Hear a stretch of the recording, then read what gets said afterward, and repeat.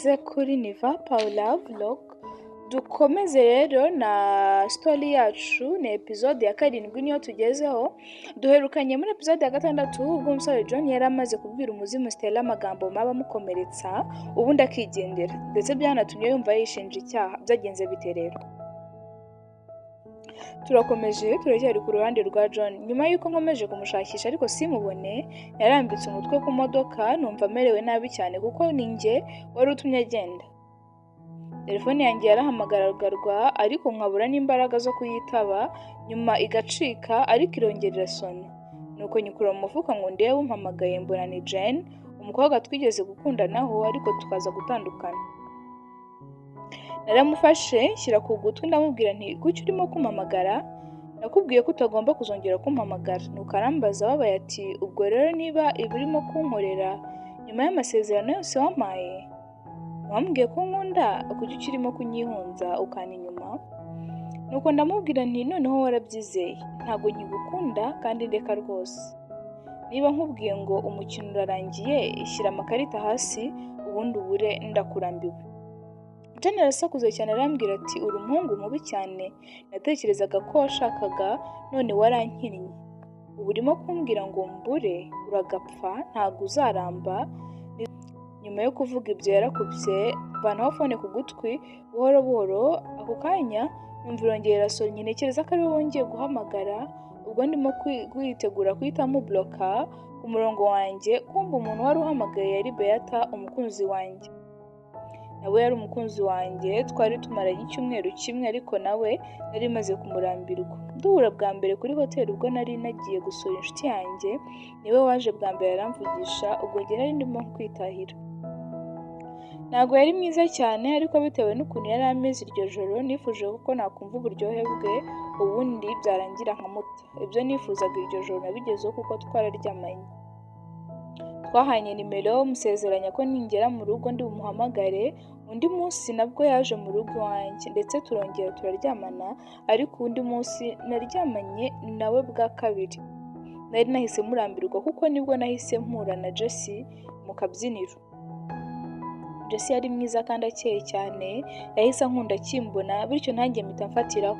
Wari umunsi wa 4 njye nawe duteretana. Nari mbizi ko nawe nzamutera nkigendera. Mbonye ko ari Beto umpamagaye, nanze kumwitaba bwa mbere, ariko bwa kabiri mfata umwanzuro wo kwitaba. Ikiganiro twagiranye nicyo kigezweho. Twaravuganye ya nyine, ndamubaza bite byawe Betty, ntabwo nari nzi ko uri mubi cyane bigeze aho. Ni gute wanshe inyuma koko? Burya wanakundaga na Gabriela, wa mukobwa w'inshuti yanjye. Ni gute watinyuka? Waranyinishaga, uri mubi kurusha ibindi byose. Akabivuga arimo no kurira. Mu by'ukuri ntabwo nari nzi we na Gabriela inshuti ye. Gabriela twari twarahuriye mu byumweru 2 bishize, ariko nawe nari nahise mujugunya. Ubanza yari yaramenye ko nkundana na Betty akamubwira byose. Nahise mubloka ku buryo atashoboraga kumpamagara cyangwa kunyandikira, uretse ko twakubitaniraga ku muhanda tugenda. Nuko njye mukabukira cyane mubwira nabi, hari birenze se muri ibyo? Betty arakaye cyane, ndumva wihagazeho, ntabwo nkigushaka nanjye mvira mu buzima n'ubundi wa mwana mubi we. Naramwenyuye ubwo yavugaga ibyo, sinzi icyari cyamubwiye ko maze kumurambirwa. Ndi guseka cyane ati wow, mbega byiza mukundwa. Nanjye nari maze iminsi nshaka inzira zo kubikubwira ariko byaranze. N'ubundi uri sogoro, ntabwo nashoboraga kubyihanganira, wamfashe ugakupasa ahubwo uko ndahuze cyane. Beto mu ijwi riteye imbabazi, nukuvuze umbabarire ku byo mvuze, ni ukuri nari ndakayeho gatoya. Ndakwinginze mbabarira ko nifashe. Yewe ndamubwira nti ndavuze ngo birarangiye njye nawe. Mpita mukupa mbere y'ubundi busobanuro. Nahise mubloka, ngiye gushyira fone yanjye mu mufuka, numva irongera irasonnye kandi yari Gabriela. Nahise nyikupa ubundi nyishyira hasi mu modoka, maze nditunganya cyane nti ariko se mwa bakobwa mwe mushakaho iki? Ni ukuri ndananiwe mundeke, mpita ninjira mu modoka ubundi nerekeza.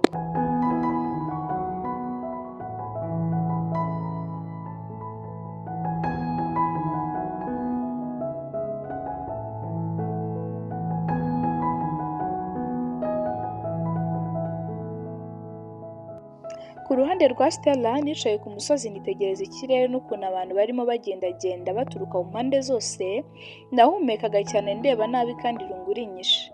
Maze nkibwira nti ni umusore mubi kabisa, ni gute yambwira ibintu nka biriya, ni mwiza gusa nta mutima agira, ni mubi cyane kurusha imizimu n'amadayimoni. Ubwo nyirimo kwivugisha mbona imizimu irimo kugerageza kwiba ikintu umwana muto, uwo mwana yararwanaga ngo yirwaneho ariko yari afite imbaraga nke. Nkareba aho biri kubera maze nkibaza nti ese ubu barimo kugerageza gukora ibiki? Barimo kumwiba? Nahise mbura ku musozi aho nari nicaye, ubundi mpita mbiyereka imbere yabo. Nahise bose mbaka ibyo barwaniraga, mbona ni iby'uwo mwana yari yasigaje. Umwana ati n'ibyanjye nabifashe mbere. Umwe muri abazimu babiri babimwakaga ati biduhe neza cyangwa tugukubite. Maze mvuga ndimo guseka nti nibyo se koko barifata kuriya kuri uyu mwana ungana gutya? Narabegereye mbagezeho ndababaza nti murimo gukanga umwana se nta soni? Umuzimu wa mbere muri barambwira ati nta na kimwe muri ibyo bikureba, icyiza ni uko wabura. Ubwo nanjye ndabegera cyane maze ndababwira nti ngo mbure, ndakeka iryo jambo ndyumvishe inshuro nyinshi uyu munsi. Burabura, abantu bose bambwira burabura. Ako se kuki mukunda kuvuga iryo jambo? Ntabwo ari we wa mbere ndyumvanye uyu munsi, ariko noneho birahindutse. Ni njye ugiye kuribabwira, mushatse mwabura hakiri kare. Umwe muri bo arandeba maze arambwira ati uzi ko nta bwoba ugira? Ni gute wakwegera abantu batatu nkatwe warangiza ukavuga uko wishakiye? Urashaka ko umwigisha isomo?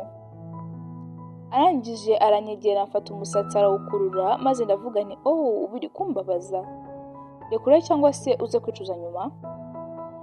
Ahubwo yakomeje kunkurura umusatsi cyane, ndagije mpita mufata ukuboko ndakuvuna, ya mizimu ibiri isigaye ihita iza nayo kundwanya, ntangira kuyikubita n'imigeri, bose nabakubise hasi ariko bakongera bagahaguruka bakandwanya. Uwa mbere wankubise mu nda, ndangije mukubita ingumi mu maso. Wa mwana muto bakanga ibiryo yabikubise umwe ku kuboko, ariko kubera imbaraga nke ahita agwa hakurya yacu. Nitegereje uwo mwana aho yaguye ukuntu guhaguruka birimo kumunanira, ntangira kumugirira impuhwe ariko numva ingumi mu mugongo. Yaransunitse imbere ku buryo haburaga gato ngo ngwe hasi. Nahise mpindukira n'umujinya mwinshi maze nkura umusatsi wanjye ndabibwira nti ibyanyu birarangiye uyu munsi. Nawuteye uwa mbere mu ijosi, mpita mbona ikimenyetso cy'umutuku mu ijosi bivuga ko afite imbaraga nkeya. Mbese icyo gihe ahita ahinduka umwuka arabura. Gusa umuzimu ugiye gupfa imwe igira ikimenyetso mu gituza cyangwa se no mu mutima. Ubwo namuteye mu ijosi yahise ahinduka umwuka arabura, indi mizimu ibiri yari isigaye ibonye bimeze gutyo nayo yagize ubwoba ihita ibura aho ngaho. Nasubije wa mubano wanjye mu musatsi maze njya kureba wa mwana ndamubaza nti umeze neza? Azunguza umutwe avuga ati yego meze neza kubera ko nanjye ndi umuzimu. Iryo jambo yavuze nari meze nk'aho atari ubwa mbere ndyumvishe, maze ndamwegera cyane mu kwitegereza mbona ari wa mwana wifata nabi twigeze guhurira muri bisi bwa mbere. Abo twatangiranye murabyibuka. Nahise mubwira nti uri umwana witwara nabi twigeze guhura. Arangije arambwira turakoze kuntabara. Ahita ahaguruka amfashe ukuboko arankomeza ati ubu ndakeka njye nawe turi inshuti. Ndamubaza nti inshuti? Azunguza umutwe avuga yego arimo no guseka. Uruhande rwa John rero bwari bumaze kwira, nibwo nari nsohotse hanze njya kugura imiti kuri farumasi kuko numvaga ameze nabi kuva nagaruka mu rugo. Naguze imiti ndangije ndishyura, aho yicuza arambwira turakoze cyane. Nasohotse muri farumasi nerekeza mu rugo. Nanone nari nambaye ikote rinini rifite ingofero nyambaye mu mutwe kuko hari hakonje cyane. Ubwo nagendaga hatuje ku muhanda ndetse ndi njyenyine. Ubwo ndimo ngenda ntangira kugira intekerezo mbi, ntangira no kuraranguza hirya no hino nk'ipusi yatakaye. Nkibwira ni haramutse haje umuzimu ntazi iyo aturutse byamerera nabi cyane. Ese ubu ntiwasanga yanankurikiye? Mfite ubwoba ni ukuri pe. Ngeze mu ikoni ndebye inkweto zanjye mbona umushumi wahambutse ndetse wenda no gutakara. Ubwo ndunama ndawufunga neza, ndangije nzamura umutwe nkiri kureba kuri rwa rukweto rwanjye. Mu kubura umutwe mbona umuzimu imbere yanjye ufite amaso hakanganye cyane, maze nikangongwa hasi mvuga nti nyagasani Imana yanjye. Wari umuzimu wasaga nkaho wari ushaka kunkuramo umwijima ubundi ukawurya. Kuko nari mbizi ko imizimu irya imyijima y'abantu, nari mfite ubwoba ku buryo nari nabuze n'icyo nakora mu nyuma. Watangiye kunyegera nanjye nkagendesha ikibuno nsubira inyuma, maze uwo muzimu urambwira ati ndashaka umwijima wawe, ndabizi ni muzima kandi uraryoshye, uraza kundyohera. Maze nanjye ndimo kuwureba n'ubwoba bwinshi ndawubwira nti jya kure yanjye, ntabwo ibyo wabikorera, ndakwingize jya kure. Yaranyegereye atangira kunkoraho aravuga ati hari hashize igihe ntarya imyijima, ndishimye cyane ndetse ndi n'umunyamahirwe kuba nkubonye. Nawuteye ibitaka mu maso hawo kugira ngo muhagarike, ndasakuza cyane ntihagarara. Arimo kwihanagura mu maso yarambwiye ati koko se uzi ko nta bwoba ugira? Yamfashe mu ijosi atangira kunkanda, kwikuramo bitangira kunanira. Yahise anzamura afashe mu ijosi, amaguru yanjye yari mu kirere ndetse guhumeka bitangira kunanira. Nafashe ukuboko kwe n'amaboko yanjye yombi ndimo kureba hasi, we yari yishimye cyane arimo kureba mu gituza cyanjye. Ubwo ntangira kumva urwanjye ruri kurangira, ndavuga nti ndakeka igihe cyanjye kuri iyi si kirangiye. Ndabona nta muntu n'umwe ushobora gutabara umwijima wanjye ngo awukize uyu muzimu. Mbega ukuntu ngiye gupfa nabi, muzambabarire mwese, Betty, Gabriella, Jane, Lizzie ndetse n'abandi bakobwa bose natumye imitima yanyu ishenguka. Ni ukuri mbasabye imbabazi kugira ngo mumbabarire nzashobore kubikora ningera mu ijuru. Nuko ntangira guhumeka insigane, maze ndivugisha mu mutima nti wa muzimu w'umukobwa we, nawe umbabarire, ndumva ari byo nakubwira mbere y'uko mpfa. Nuko wa muzimu uranyegera utangira kunkoza ibiganza mu gituza ugira ngo uhite ukuramo umwijima. Nuko nanjye uko unyegera ngafunga amaso, hashize akanya numva ijwi ry'icyuma gisa n'ikinyinjiye mu muntu, ariko njye numva ntacyo mbaye. Icyo nongeye kumva nuko nahise ngwa hasi ndimo guhumeka insigane. Mu kureba imbere yanjye wa muzimu ndamubura, ahubwo ndebye ku ruhande mbona wa muzimu w'umukobwa ari imbere yanjye afite icyuma kirekire cyane mu biganza bye. Nafunze amaso ndongera ndayafungura, gusa nkomeza kumubona ndetse arimo kunyitegereza. Nuko mu ijwi ricitse intege ndamubaza nti ese izi ni inzozi? Nuko yaranyegereye ubundi yunama gato yandeba mu maso, maze arambwira ati ntago ari inzozi. Uko yunamye ari hejuru yanjye, mbona mu ijosi rye yambaye umukufi wa zahabu urimo gushashagirana. Byarantunguye cyane kubona uwo mukufi wambawe n'uwo muzimu, kubera ko nari nzi neza ko ku isi hari umukufi umwe gusa nk'uwo, ari nawo nakoresheje mama wanjye ku isabukuru y'imyaka 30 ye. Nuko mu mutima nkibaza nti ndetse ndi no kureba wa mukufi nkamwitegereza no mu maso, ni gute uyu mukobwa w'umuzimu ari ufite uyu mukufi? Uyu muzimu se Stella yaba yarakuyeho uyu mukufi? Ese hari ahantu yaba aziranye na John? Biragenda bite? Nibyo turi bukomerezeho muri episode ikurikiraho, ariko mbabwira ngo kugira ngo dukomeze kubana cyane cyane kuri Niva Pala Vlog, nuko mwatwereka urukundo mugakora share, like, comment kugira ngo dukomeze kubona ko turi kumwe. Njye ndi Cynthia, nishimye.